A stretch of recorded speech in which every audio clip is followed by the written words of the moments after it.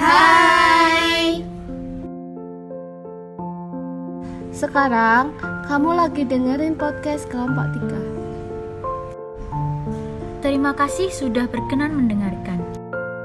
Sebelumnya perkenalkan saya Evalina. Saya Novi Wulandani. Saya Yunia Rahma.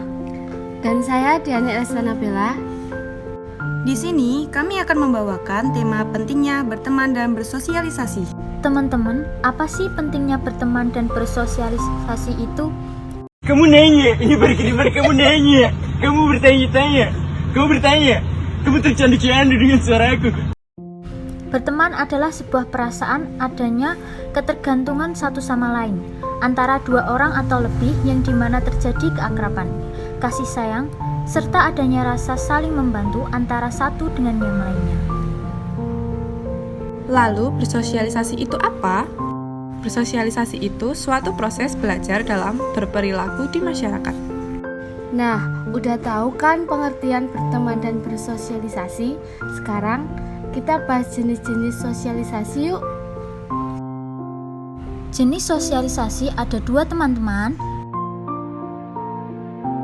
Yang pertama, sosialisasi primer, yaitu sosialisasi pertama yang dijalani individu semasa kecil dengan belajar menjadi anggota masyarakat atau keluarga. Yang kedua, sosialisasi sekunder adalah suatu proses sosialisasi lanjutan setelah sosialisasi primer yang memperkenalkan individu ke dalam kelompok tertentu dalam masyarakat. Berikutnya adalah faktor anak susah bergaul.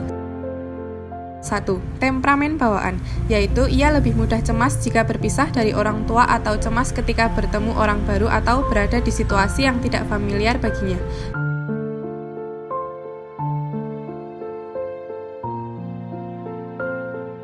2. Rasa malu, yaitu dapat menghambat anak dalam berinteraksi. Yang ketiga, orang tua yang protektif, yaitu orang tua yang protektif dapat menjadi tekanan tersendiri bagi anak berinteraksi.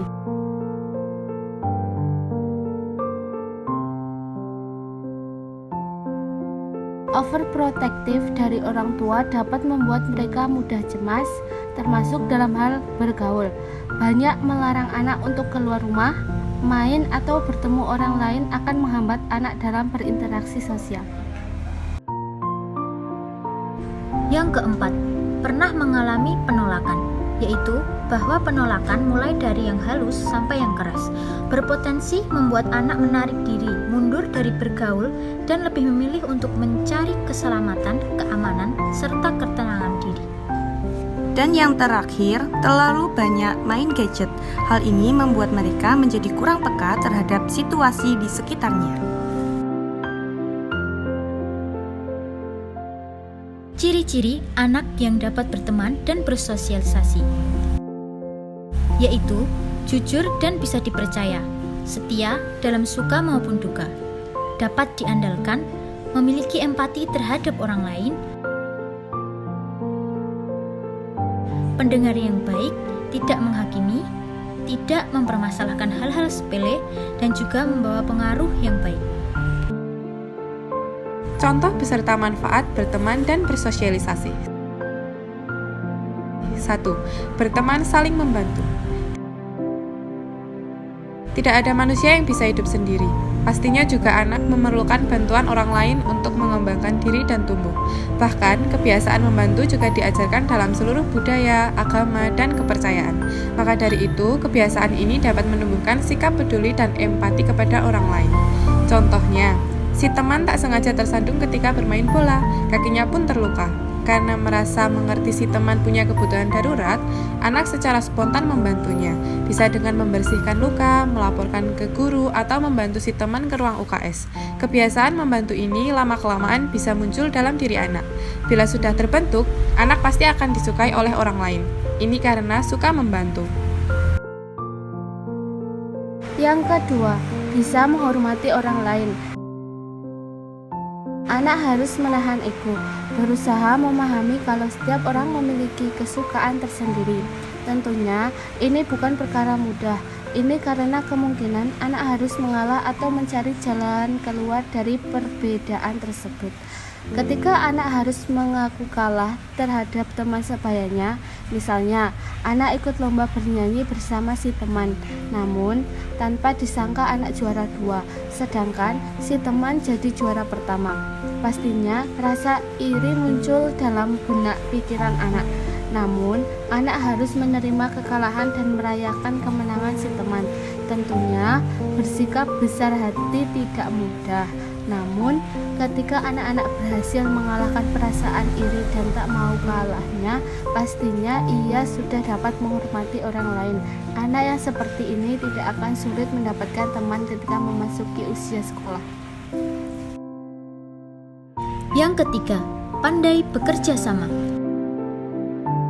Saat anak mulai berteman, itu artinya ia tidak bisa one man show lagi atau menjadi pusat perhatian dari semua orang. Ini karena anak akan belajar bekerja sama dengan si teman. Misalnya, bekerja sama dalam tugas kelompok atau tim olahraga. Untuk melatih kepandaian bekerja sama, ibu bisa memasukkan anak dalam sebuah tim olahraga. Dalam tim itu, anak akan diajarkan cara solid kerjasama dan saling membantu dengan sesama anak usianya. Tentunya ini juga melatih anak supaya tidak manja lagi. Tak jarang, kalau sudah terbiasa dengan kerja sama, nantinya anak akan berbagi spotlight dengan teman-temannya. Yang keempat, tidak sulit berbagi. Bukan anak loh, apalagi kalau di rumah ia merupakan anak tunggal, pastinya tidak ada orang lain lagi untuk berbagi. Jadi jangan heran ketika diminta untuk berbagi makanan dengan orang lain, anak sering menangis dan menolak. Dengan berteman, kemampuan atau kebiasaan berbagi pun akan berkembang loh. Tanpa disadari, rasa empati anak mulai muncul dan sering memberikan barang yang dibawanya dengan orang lain. Misalnya, sehabis olahraga anak mau minum air. Sayangnya, si teman tidak membawa minuman. Karena ada 2, anak rela berbagi dengan temannya. Dan yang terakhir nih, tips berteman dan bersosialisasi dari kelompok 3. Pertama, selalu bersikap ramah, murah senyum kepada siapa saja, manfaatkan kegiatan ekstrakurikuler, Banyak bergabung dengan teman sebaya, bersikap jujur, dan yang terakhir memberikan bantuan saat dibutuhkan. Sekian podcast dari kami. Kamsahamnida. Syesye! Sukron. Matur nuwun. Terima kasih. Dadah.